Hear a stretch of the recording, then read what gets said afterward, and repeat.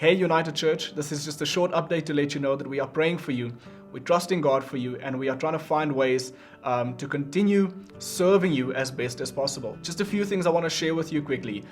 In Genesis chapter 39, all the way to Genesis chapter 41, 42, the account of Joseph is very interesting to me, and how God gave him wisdom. God gave him wisdom to interpret Pharaoh's dream, and he was very quickly promoted.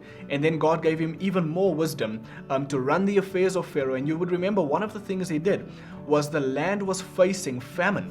And the dream that Pharaoh had was about the 7 years of famine. And what Joseph then did was to store up as much as possible to prepare for the famine. You know, as I was reminded of that account, I couldn't help but think, in the same way God gives you and I wisdom. He gives us wisdom to navigate these trying times. I know for a fact that so many people are being affected in this time through job cuts or even salary cuts. So many people are facing incredible difficulties and uncertainty right now. But be encouraged.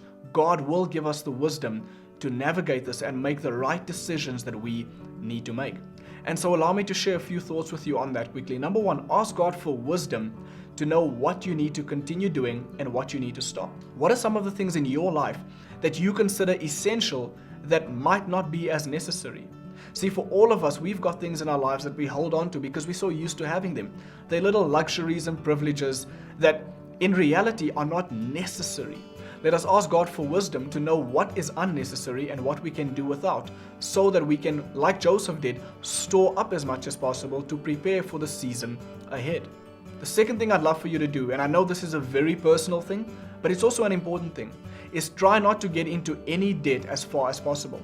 Now, I know not many people have that privilege. Some people are saying, look, we've still got bills to pay and things to do, and I understand that. I fully understand. But as much as possible, if you can go as long as possible without incurring any unnecessary debt, that would leave you so much better off in the long run. And I know it's so easy for so many people to say, well, you know what, let's just quickly use the credit card for this or for that. But as far as you can, operate with wisdom and avoid doing that. Rather try and make use of the systems that are in place to alleviate some of the pressure right now. For example, calling the banks and saying, hey, which of the payments can I put off as long as possible before I repay them again? Or calling financial institutions and saying, hey, can I put this on pause? Can I put this on hold? Can I get back to this a bit later? In this way, you don't incur any unnecessary debt. And what this does is it gives you more resource to save up and draw from in the future. And number three, as much as possible, why don't we try to support the smaller businesses in our local communities? I know it's so easy for you and I to go to the bigger store outlets because they give better specials and we get things at a better price. But for smaller things like bread and milk or some veggies and fruits, why not try and support the smaller grocers in and around your local community? What this does is it ensures that some money stays within the community so that those people can continue to employ people in the community. And this doesn't seem like much, but this goes a long way because we know that the smaller businesses will be most affected in a time like this. And so where we can, let's try and support the smaller businesses. And that's just one small thing we can do in order to continue helping wherever we can. You would have heard me say this in our services before. We need to remain upward-minded, but outward-focused.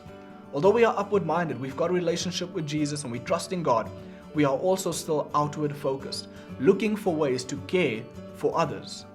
And by doing this, we fulfill the vision that we have as United Church to continue to cultivate unity and hope in our communities. And so with that being said, I want you to know we are still praying for you, we love you, we trust in God for you, and here's the most important thing to realize. We are united. As we stand together and support each other in the season, we will see it through together. God bless you. Have a great week.